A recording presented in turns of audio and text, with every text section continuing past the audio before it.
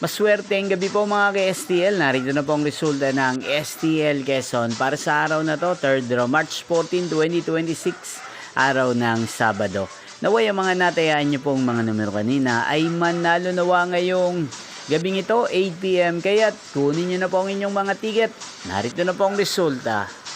Ang mga numerong nanalo sa STL Quezon ngayong gabing ito, March 14, 2026, 8 PM. Third draw result, 24 at 21 in exact order. Again, 24 at 21. At ngayong gabing ito sa STL Quezon, atin pong i-shoutout si Ate Tricia ng Quezon. Shoutout po sa inyo, Ate Tricia. Sana po ay nasa maayos kayong kalagayan. At sa lahat po ng mga taga Quezon, shoutout po sa inyong lahat. Inyo pong napanood ang resulta ng STL Quezon. Magkita-kita pong muli tayo bukas ng alas 11 ng umaga. Thank you for watching.